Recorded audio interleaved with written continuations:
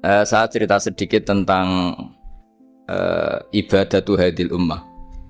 Nanti saya bacakan teksnya. Di antara kebaikan umat ini adalah jalan-jalan itu termasuk ibadah. Makanya sering ada ayat fasiru fil ardi. Jadi supaya sering jalan-jalan.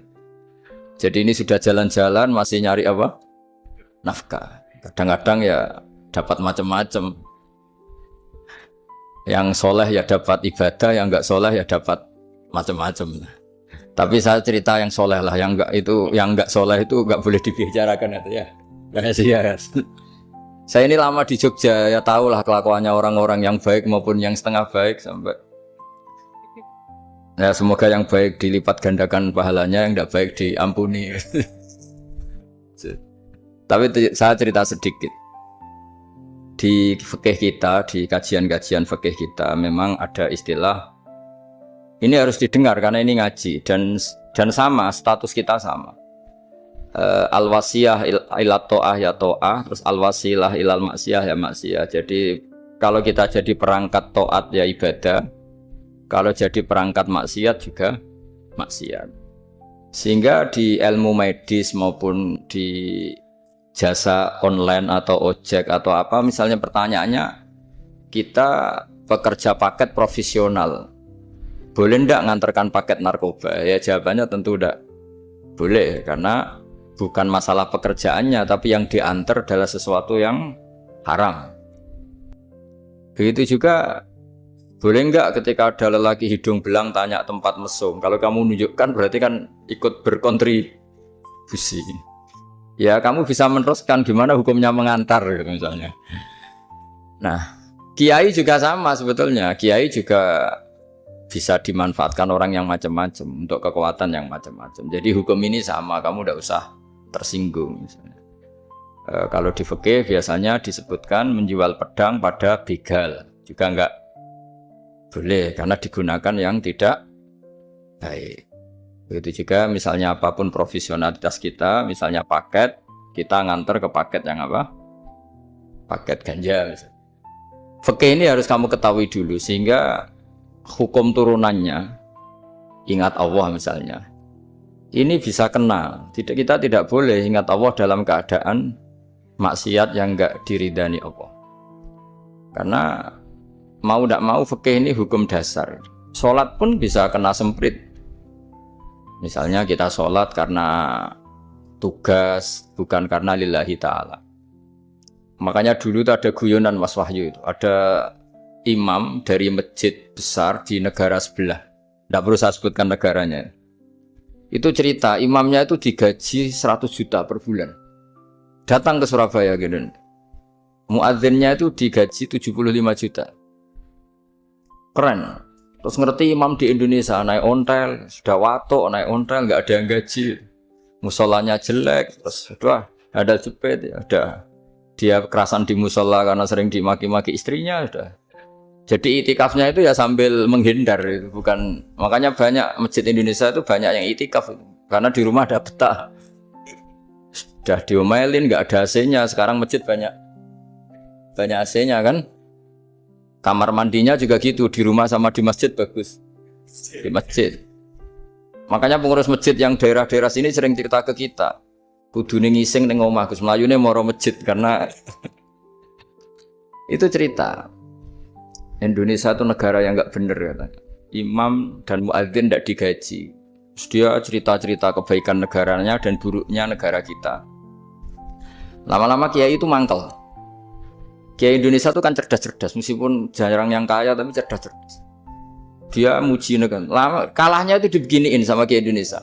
Makanya kamu sholat terus ya, takut potong gaji. Artinya kalau dia jadi imam karena digaji, efeknya adalah dia kalau bolos itu takut nanti kan dipotong gaji. Lama-lama kalau sering bolos di PHK gitu. Artinya luar biasa Indonesia, imam tuh tidak ada yang gaji tapi semuanya sholat istiqomah. Berarti kita ini top, datang ke masjid jadi imam tanpa ada yang gaji. Top mana? Top Indonesia. Semenjak itu si imam ini tidak pernah cerita kebaikan negaranya karena gaji imam. Indonesia dalam bernegara selalu begitu. Ketika kita tidak punya solusi transportasi, ada saja pihak-pihak swasta atau investor yang ingin menanamkan modal di investasi Grab dan sebagainya. Tapi saya tetap sebagai kiai mengingatkan status hukum fikihnya. Kenapa saya harus cerita itu? Karena fikih ini harus selesai dulu. Saya ulang lagi, fikih ini harus selesai dulu. Misalnya nganterin orang yang mau transaksi narkoba atau transaksi maksiat, atau tapi yang yakin. Kalau tidak yakin memang tidak haram. Tapi kalau yakin itu memang kamu tahu benar-benar iyalah kira-kira gitu. Supaya taat itu ada di semua kehidupan. Sehingga nanti Indonesia kalau semuanya begini kan, yang cari sarana maksiat itu bahkan sekedar transportasi aja susah karena semuanya tidak mau misalnya. Paket juga gitu, yang mau ngedarkan narkoba kesulitan karena semua yang jasa paket tidak mau gitu. Begitu seterusnya, sehingga negara ini kita bantu bahwa awal ketidakbaikan di semua negara itu pasti karena maksiat. Maksiat itu mengganggu. Orang geger sama istri ya karena maksiat. Terus banyak kecelakaan itu rata-rata kata Pak Polisi juga karena maksiat. Jadi orang overdosis atau dalam keadaan mabuk nyupir. Terbesar kecelakaan itu jarang karena ngantuk. Terbesar masih karena pengaruh apa? Narkoba. Pembunuhan juga sama. Orang Indonesia itu mudah sekali memaafkan temannya, tetangganya. Tapi kalau sudah efek dari narkoba, bunuh itu jadi mudah itu jadi. Nah, Anda juga harus fair, jangan. Tapi yang penting saya profesional nganter, ya. Nggak mau tahu dia latar. Meskipun kita nggak boleh neliti orang ya, nggak boleh tajasus, nggak boleh neliti ini. Tapi yang jelas kamu tahu, yang jelas kamu tahu ya harus dihindari karena memang di semua profesi pekerjaan tuh utamanya kata Rasulullah SAW itu memperhatikan halal haramnya. Tapi ya saya ulang lagi, tidak boleh sok suci, tidak boleh tajasus, tidak boleh neliti orang lain. Tapi kalau yang jelas-jelas untuk maksiat, maka harus kita hindari. Termasuk masjid sekalipun. Dulu zaman Nabi itu ada masjid namanya Masjid Diror. Untuk memecah konsentrasi sahabat. Sahabat itu begitu mencintai Nabi, mencintai Rasulullah. Ada orang kafir pinter, orang munafik pinter. Ini Muhammad harus ditandingi. Cara nandingi Muhammad jangan pakai dangdutan, jangan pakai bar, tapi pakai masjid. Karena ini suasananya kesannya bagus. Dibikin masjid tandingan supaya orang tidak ke Muhammad semua, tapi ke masjid ini. Ini pikirannya orang munafik. Artinya jangan kira terus masjid bebas hukum, ya enggak juga. Masjid juga bisa kena semprit karena ini mendirikannya untuk bikin apa? Tandingan, untuk bikin masjid diror, kalau istilahnya Quran masjid diror. Semua sarana kebaikan juga gitu.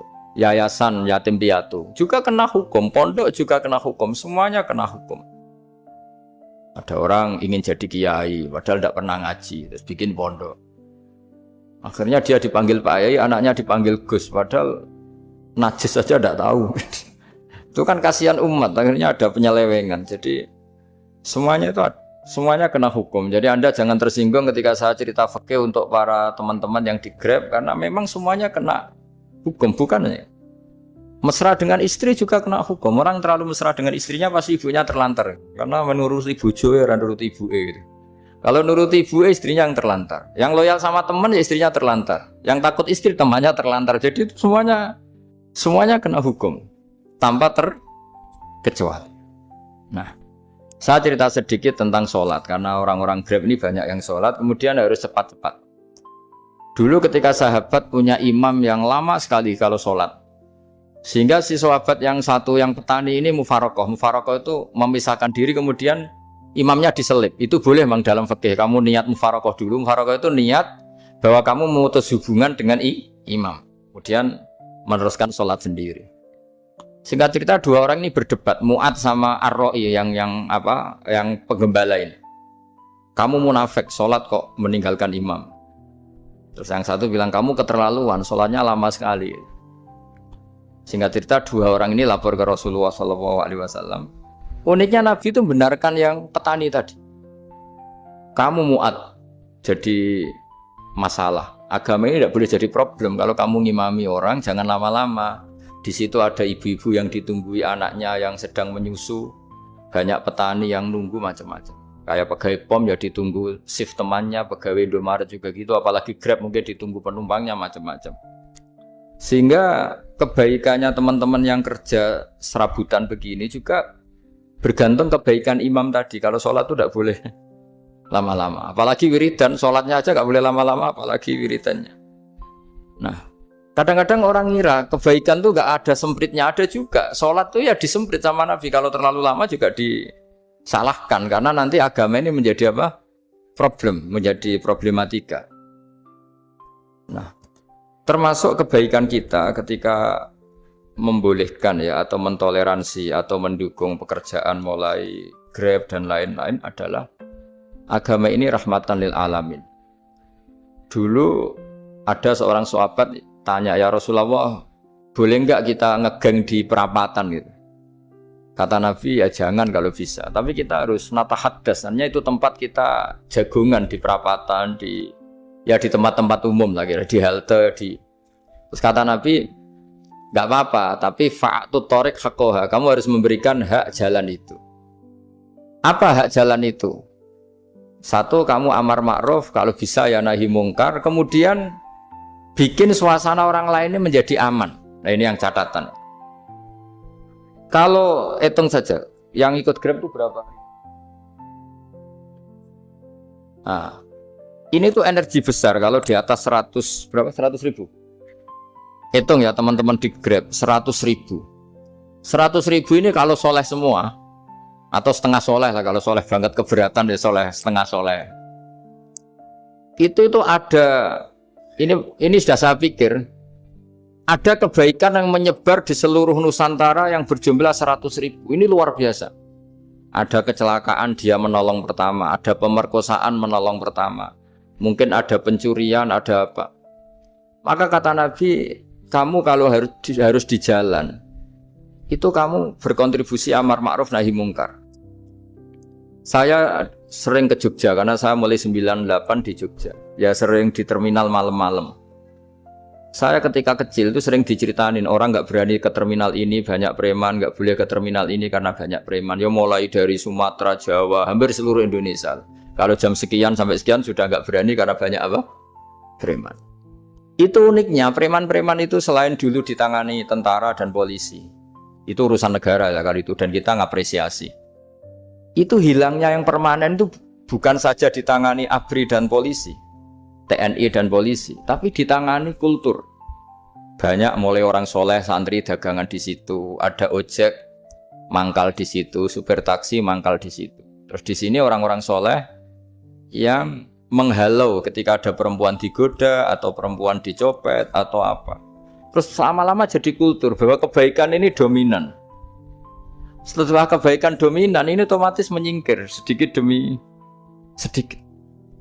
Jadi selain negara ini harus melakukan sesuatu yang seharusnya, yaitu menjaga masyarakat dari kriminalitas, sebetulnya yang paling awet dan paling mudah dilakukan itu tadi, kebaikan harus menjadi kultur bersama.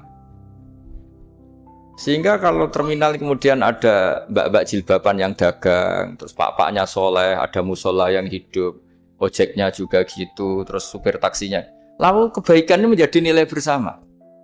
Saking jadi nilai bersama, ibu-ibu yang takut atas dirinya, nggak ngojek kecuali pak ini karena terkenal amanah, nggak naksi kecuali pak ini karena terkenal amanah. Dan kita Indonesia itu ingin seperti itu, sehingga amanah ini menjadi nilai bersama dan otomatis menjadi keamanan bersama. Orang Jawa itu tego nitipno anake karena dijamin aman, tego nitipkan istrinya juga karena dijamin aman.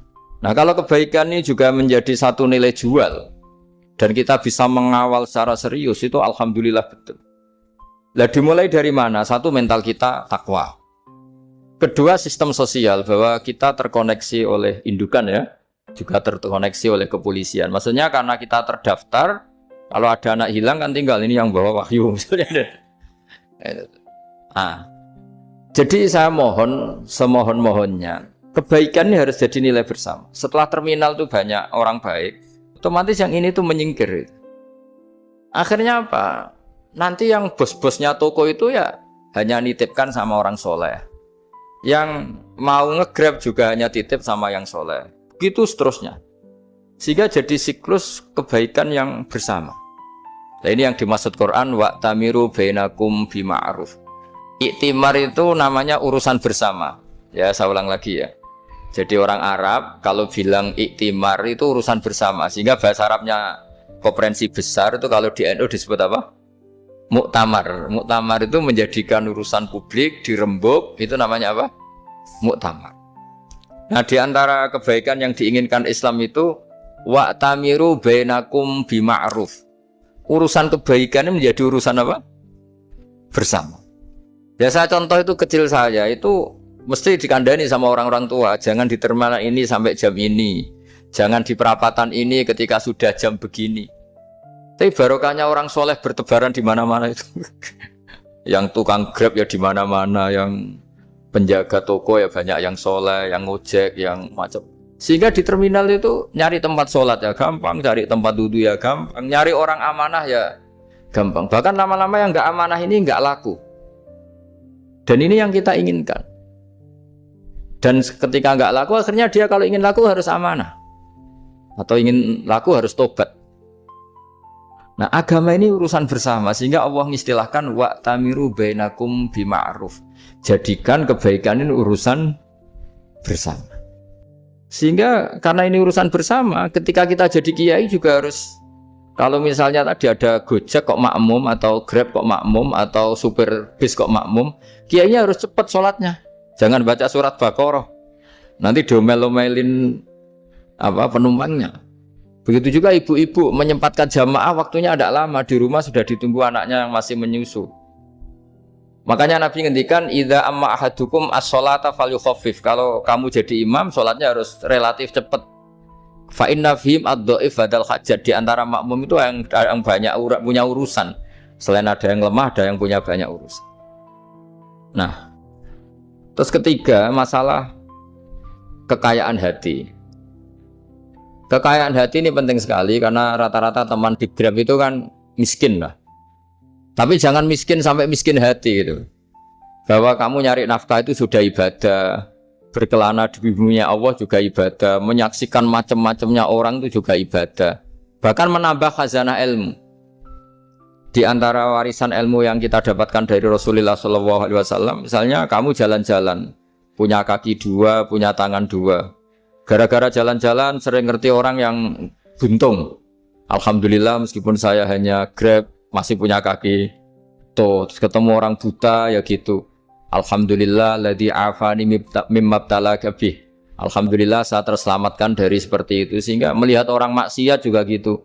Saya meskipun gini terselamatkan dari tempat maksiat, sehingga hidup itu tidak nelongso gitu. Ada nilai lebih yang kita punyai. Jadi di antara kebaikan Islam adalah orang disuruh ingat sisi nikmat. Nah, kalau nikmat itu sudah ada semua, kata Imam Ghazali, nikmat hidup. Kata Imam Ghazali, jika nggak ada kenikmatan yang Anda punyai, kamu datang ke kuburan. Disuruh datang ke kuburan. Dan kamu bilang begini, kenikmatan kembali ke dunia adalah kenikmatan yang diinginkan mulai yang mati zaman Nabi Adam sampai kiamat. Jadi kalau Fir'aun yang pernah jadi raja, Namrud, semuanya, bahkan orang-orang soleh sekalipun, kalau kamu tanya keinginan terbaiknya apa? Ingin kembali hidup untuk membenahi kesalahannya zaman hidup. Artinya apa? Kehidupan yang kita miliki sekarang adalah kenikmatan yang dirindukan mulai yang mati zaman Nabi Adam sampai kiamat. Maknanya apa? Kita punya kenikmatan yang luar biasa karena kenikmatan yang dirindukan oleh orang yang sudah mati mulai dulu sampai sekarang. Apapun masalah hidup Anda ini punya kenikmatan yang enggak tertandingi, yaitu namanya hidup. Barokahnya hidup itu kita bisa tobat. Setidaknya ingin tobat. Kalau enggak bisa tobat, ingin tobat. Makanya di Indonesia itu banyak nyuwun sewu, banyak maling yang anaknya itu soleh karena kalau ngandani anaknya tetap gini, wes le bapak tok sing nglakoni kowe ojo. Bapak tok yang ngalami ini kamu jangan. Banyak di Indonesia orang nggak bisa baca Quran, anaknya hafid. Karena setiap bodoh itu tidak diwariskan. Wes le bapak tok sing bodoh kowe ojo bodoh. Mungkin teman-teman di Grab juga gitu, bapak tok cong sing nasi pengen iku ojo. Jadi kebaikan begini itu akan terus-menerus diwariskan. Sehingga banyak orang tidak tamat SD anaknya dosen, nggak tamat SMP anaknya dekan. Karena setiap dari kita itu cita-cita kebaikannya menurun ke anak cucunya, keburukannya berhenti di dia. Cara wong Jawa itu bapak tok sing nglakoni.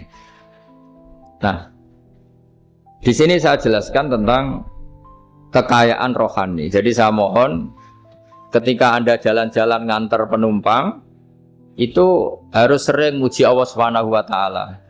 Ya, saya bacakan ayatnya at-taibunal abidunal hamidun. Orang baik itu yang tobat, yang ahli ibadah. Di antara definisinya itu as-saihun, yang sering jalan-jalan. Siaka itu jalan-jalan. Jadi orang paling bejo sak dunia itu sampai harus jalan-jalan ibadah dapat uang. Tapi syaratnya ibadah. Sekali tidak ibadah dapatnya masalah kan? Sering goncengkan orang cantik terus ingat istrinya tidak cantik.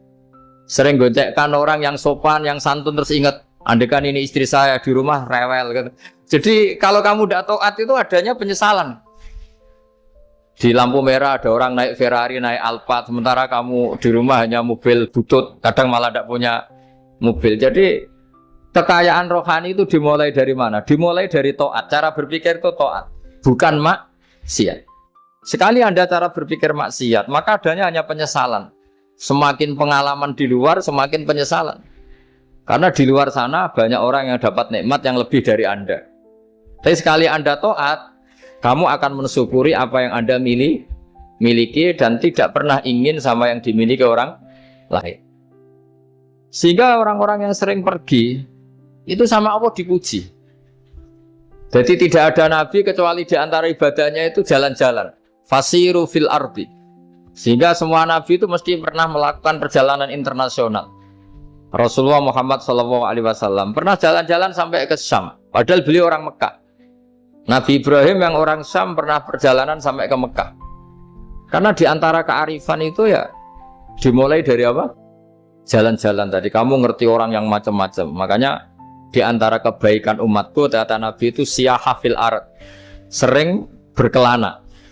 Tapi tentu untuk mengambil pelajaran. At-taibunal abidunal hamidun as-saihun. Nah, agama mensupport itu. Sehingga kata Nabi, jika ada orang kok sholat qobliyah, ba'diyah semuanya di masjid, sama Nabi ditegur. La taj'alu buyutakum kuburan. Rumah kamu jangan jadikan kuburan, harus dapat jatah apa? Sholat. Kata ulama kalau ada orang sering sholat di satu titik itu ditegur. Kamu harus ganti titik yang lain supaya saksi bahwa kamu di bumi sholat itu banyak. Jadi kita ya punya nilai positif juga tentang apa? Karena kita sering siyaha, kalau bahasa Arabnya itu sering keluyuran, saksi kita kebaikan juga banyak. Tapi pesan saya paling pokok tadi ya, jadikan komunitas kebaikan itu punya nilai jual. Syukur-syukur fid dunya hasanah wa fil akhirati hasanah. Ya kita bersyukurlah di Indonesia itu. Saya masih ingat kecil saya itu ya sekitar saya umur 15-14 tahun. Setiap mau pergi itu pesannya orang-orang yang sering pergi itu jangan masuk terminal jam ini di perapatan ini, karena yang namanya preman itu dulu dominan. Sekarang buat sampai jam 2 ada orang pakai jilbab, kadang ya orang pakai peci, yang nggak pakai peci pun ke musola terus. Yes, pokoknya kebaikan itu jadi komunitas dan jadi nilai jual. Bahkan tadi misalnya ibu-ibu yang pergi malam itu kan mesti ada orang-orang yang jadi langganannya karena terkenal apa? Amanah. Yang dititipi anak juga pilih orang yang terkenal apa? Amanah. Nah, nilai amanah ini harus kita jaga terus supaya kamu ya bisa bekerja, orang lain juga nyaman karena amanah tadi. Allah juga senang karena amanah itu perintahnya Allah Subhanahu wa ta'ala. Dan Indonesia harus menuju ke sana. Pemimpin juga harus gitu. Pemimpin bawaannya amanah, bawaannya apa? Yang memilih dia juga senang karena nggak malu lah. Tapi kalau kita milih, ternyata kita pilih tahu-tahu ditangkap KPK, kan ya malu gitu. Dulu kita kampanye mati-matian, ternyata dia ditangkap KPK. Tapi kalau dia amanah kan ya senang. Sama kalau tukang Grab ketangkap satu karena penodaan atau karena pengkhianatan, yang malu juga semua karena kadang-kadang nanti digeneralisir seakan-akan semuanya seperti itu. Tapi dengan reputasi panjang nggak pernah terjadi apa-apa dalam Grab kan otomatis lainnya juga terangkat. Nah, ini yang dimaksud wa'tamiru bainakum bima'ruf. Jadikan kebaikan itu urusan bersama. Makanya andekan negara itu sudah mengoptimalkan polisi, TNI untuk meringkus preman, oke itu baik. Tapi ya lebih awet lagi kalau itu ditopang apa? Masyarakat. Karena yang nggak amanah terkucilkan, terus akhirnya Grabnya nggak laku, akhirnya dia dipecat, akhirnya kan yang maksiat hilang, yang kriminal hilang, yang ada hanya Grab yang baik. Begitu juga di dunia apapun. Itu yang dimaksud wa'tamiru bainakum bima'ruf. Jadikan kebaikan ini urusan apa? Bersama. Nah karena kita baik, otomatis jadi teladan yang baik bagi anak kita, istri kita, tetangga kita. Dan karena kita baik, maka terhormat. Sehingga orang melihat Grab itu simpatik, respect, karena reputasinya baik. Nah karena orang respect tidak dicibir. Barokahnya tidak dicibir, tidak mangkel. Barokahnya tidak mangkel, tidak saling ejek, bahkan tidak saling bunuh. Coba kalau kita jelek, dicibir orang, kita dalam keadaan mabuk, tidak terkontrol, bunuh. Jadi efek dari maksiat itu begitu buruknya. Sehingga penelitian itu mengatakan kebanyakan kecelakaan ya pemicu utamanya rata-rata ya nyupir dalam keadaan mabuk. Beberapa nyuwun sewu kasus-kasus kriminal rata-rata ya dipicu oleh hal-hal seperti itu. Makanya meskipun di luar saya tolong hindari narkoba, hindari hal-hal yang maksiat supaya pekerjaan Anda ini barokah. Kemudian yang terakhir saya beri ijazah tentang Al-Fatihah ya, karena ini surat yang populer. Kalau saya ijazahi Quran 30 juz pasti sampean nggak hafal. Atau ijazah surat Baqarah, kalau mau Baqarah mau.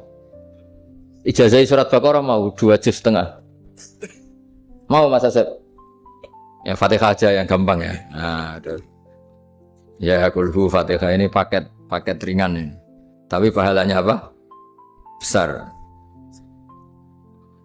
Ini beda ya, artinya selama ini mungkin Anda baca tapi monoton ya. Tapi ini saya bacakan teks aslinya tentang istilahnya itu mazaya itu kelebihannya Fatihah. Saya baca Arabnya dulu, nanti ini terakhir ijazah. Tadi kan saran-saran umum tentang sosial. Ya, pokoknya jadikan kebaikan itu punya nilai sosial yang baik lah. Jadi nanti orang yang nggak amanah nggak laku, ya calon bupati, gubernur, presiden yang nggak amanah juga nggak laku. Begitu juga kiai yang tidak amanah juga nggak laku, suami yang nggak amanah juga nggak laku, istri yang nggak amanah juga. Sehingga kebaikan ini jadi nilai sosial yang dalam tanda kutip sudah keniscayaan ya. Yang diinginkan Allah itu seperti itu, bukan kebaikan yang dipaksakan karena kekuatan negara. Maksudnya kalau bisa kebaikan itu tidak usah dipaksakan. Memang sudah satu kebutuhan. Tak cerita-cerita di negara maju itu. Bahkan apapun jatuh itu nggak ada yang ngambil apa. Makanya gambarannya Mekah Medina kan gitu kan. Barang jatuh nggak ada yang berani apa ngambil. Itu saking sudah jadi sistem. Nah, sehingga banyak negara di Eropa itu yang sampai nggak punya tentara, nggak punya polisi karena kebaikan sudah. Nah kita kan masih capek, polisinya aja capek apalagi masyarakatnya, karena ya kebaikan itu belum jadi nilai apa bersama. Nah kita selain ditopang negara, ada polisi, ada tentara, itu kita usahakan kebaikan itu jadi nilai apa bersama. Tadi wa'tamiru bainakum bima'ruf. Dan kita punya reputasi yang bagus dalam bab ini. Saya masih ingat kecil saya itu yang jilbaban hanya keluarga kiai. Sekarang rata-rata masyarakat itu jilbaban. Dulu yang sekolah SMP, SMA itu jilbaban kadang dulu malah dilarang ya, harus sama seperti itu seragamnya. Sekarang sudah boleh.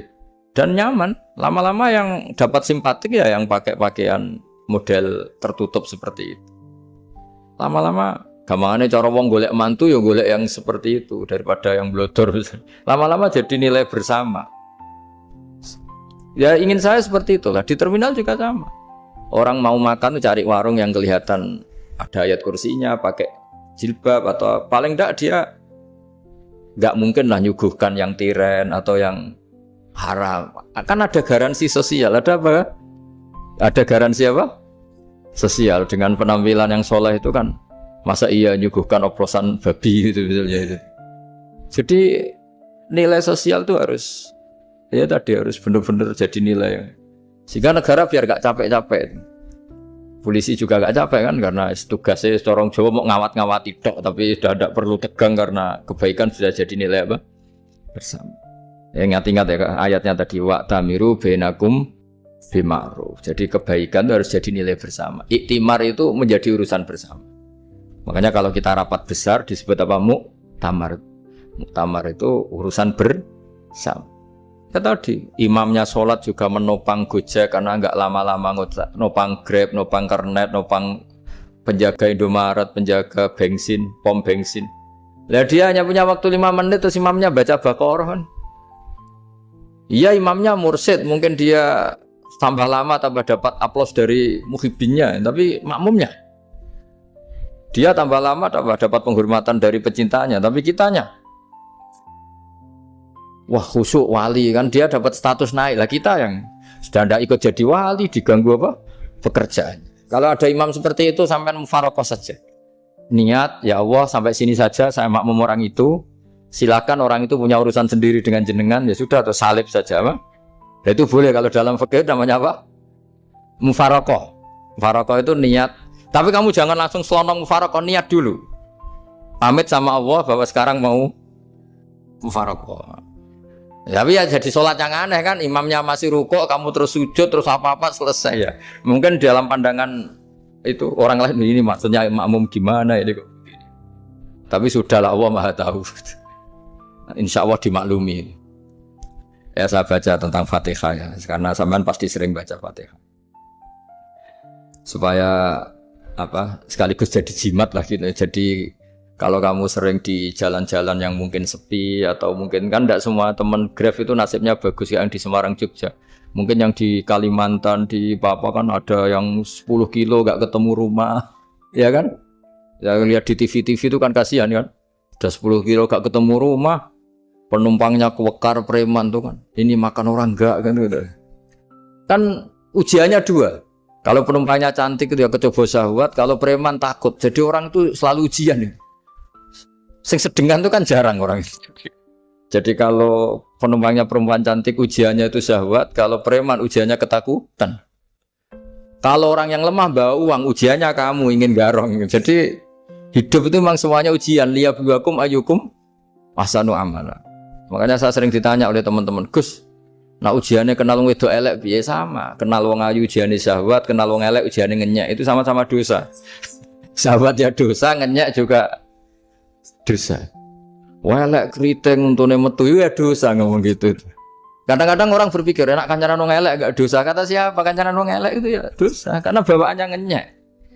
Ngenyek itu menyepelekan itu. Makanya saya itu ya enggak mau berteman sampean. Nanti kan bawaannya ngenyek atau seneng ya tidak tahu. Ya sudah ada takdir saja kalau ketemu ya tak ulang ngaji gitu. Tapi ini ngaji terakhir, setelah ini ngaji biasa aja, tidak usah resmi gini. Ngaji kok resmi aneh. Pokoknya nanti suatu saat kalau pandemi sudah berlalu saya akan ngaji Rebone, ini ngaji. Ini ngaji yang kurang bagus karena ngatur kiai kurang berkah ini. Nanti tapi ya lumayan lah masih mau ngaji. Ngaji kok tanggal ini jam ini. Sekarang suatu saat kamu tak panggil, Mas Wahyu datang ke sini jam ini, tidak mesti bisa. Mungkin pas ada acara apa, maaf ke sini pas ngecek, pas apa. Jadi ya sudah, tapi tak maafkan, enggak apa-apa. Takdir, ya. Tak bacakan supaya sampean tahu keramatnya Bismillah. Nah sebelum saya bacakan Bismillah Fatihah, tak beritahu tentang ilmu tafsirnya, karena ini penting sekali. Fatihah itu dawuhnya Allah, tentu itu dawuhnya Allah. Saya ulang lagi, itu kalam Allah. Tapi yang sudah diberikan kesampaian ke kita semua, sehingga seakan-akan itu menjadi dawuhnya kita ke Allah. Jangan salah loh ya, Fatihah itu dawuh Allah tapi sudah diberikan ke kita, sehingga posisi kita itu yang punya itu. Nah kenapa ini perlu dijelaskan? Karena nanti ada kalimat iyyaka na'budu wa iyyaka nasta'in. Kalau itu masih kalam Allah, berarti Allah ngomong ke kamu, ngendikan ke kamu, kepadamu aku menyembah. Masa Allah menyembah kamu? Nah, sehingga ilmu tafsir itu menyelesaikan itu dulu ya. Saya ulang lagi ya, sebelum sampean sering baca Fatihah, aku yakin ya sering baca. Tapi barokahnya ndak paham itu ndak pernah janggal. Enggak paham itu ya penting supaya ndak iskal, ndak janggal. Sebetulnya di kalimat itu ada yang janggal. Kalau Fatihah itu kalimatnya Allah atau kalam Allah, bagaimana dengan kata-kata iya kana budu? Masa Allah ngendikan ke kita, kepadamu kami menyembah. Masa Allah menyembah kita? Maka penyelesaiannya secara ilmu tafsir gimana? Semua ulama mengatakan, bukan satu dua, semuanya mengatakan di Fatihah itu semuanya diberi kawalan kalimat. Saya ulang lagi ya, di Fatihah itu semuanya diberi awalan kalimat qulu, katakan wahai hambaku begini.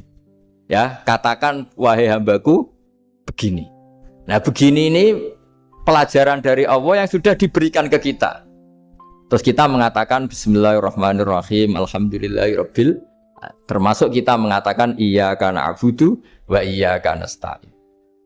Jangan bayangkan Allah ngendikan ke kita. Kalau Allah ngendikan kita berarti gini, hei wahyu ihdinas siratal mustaqim, tunjukkan saya jalan yang benar. Nah nanti kamu terus, ya Allah, Anda aja minta tolong saya minta tolong siapa kan? Jadi panjang kan? Ya, saya ulang lagi ya. Jadi itu di Ulumul Quran diterangkan gimana? Sebelum baca Fatihah, ya. Fatihah itu kalamullah, ngendikane Allah, tapi yang sudah diajarkan ke kita dan sudah milik kita. Sehingga kalimat itu menjadi milik kita. Tapi ya kalamullah, tetap kalamullah, tapi sudah menjadi milik kita. Udah paham ya? Ya pinter naon. Ya, karena kalau tanpa penjelasan seperti ini, Anda akan iskal. Bagaimana Allah, iskal itu janggal, bagaimana Allah mengatakan iya karena butuh. Kan jadi aneh ya? Ya, jadi tak jelaskan secara ilmiah ya. Jadi kata ulama-ulama tafsir, ayat-ayat Quran seperti ini sebetulnya dimulai dari qulu, apa? Meskipun nggak dilafatkan. Itu kan sama dengan qul huwallahu ahad Muhammad. Katakan kalau Tuhan itu satu. Ya namanya Quran itu kan kalam Allah, membina nabinya, membina umatnya. Makanya dikatakan atau enggak, di sini tersembunyi kata qulu, katakan. Ya. Jadi ya ibarat apa itu? Kamu ngajari anak kamu lah. Le, panggil jenengan bapak kula. Itu maksudnya anak itu, kalimat itu kalimat kamu, tapi kamu ajarkan ke anak kamu. Terus anak kamu bilang, Pak jenengan bapak kulo. Nah, ketika kamu mengatakan jenengan, bukan kamu mengatakan jenengan anakku, berarti anakmu itu bapakmu, kan lucu kan? Anak kamu ajari jenengan bapak kulo. Kamu, engkau bapak saya. Terus anak kamu mengulang, jenengan atau kamu bapak saya. Berarti itu kalimat yang kamu ajarkan, tapi sekarang sudah milik anak kamu. Kalau itu kalimat kamu kan lucu, masa anak kamu bilang bapak. Nah itu seperti itu. Jadi ulama memberi solusi atau jawaban iyyaka na'budu wa iya, itu sebelumnya ada kata-kata qulu, katakan wahai hambaku, hubungan kamu dengan saya adalah katakan iyyaka na'budu wa iyyaka nasta'in. Terus hubungan kamu dengan saya katakan juga dalam doamu ihdinas siratal mustaqim. Jelas ya, jadi itu kalam Allah yang sudah milik kita karena diajarkan Allah untuk kita. Dong ya? Ya dong, gak jelas ya. Tapi bagus, gak jelas tuh bagus. Kalau kamu jelas gak jadi digrab, jadi gubernur.